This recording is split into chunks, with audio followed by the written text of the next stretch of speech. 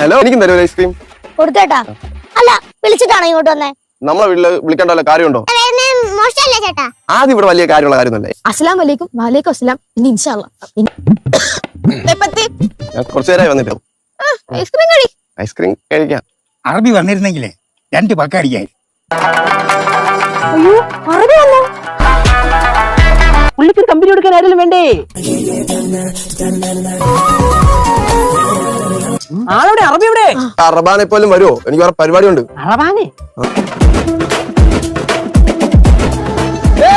My sweet wife, let's. Dharmendran വന്ന കാലം നിൽക്കാതെ വന്നാട്ടെ. ധർമ്മേന്ദ്ര ഹിന്ദി ഞാൻ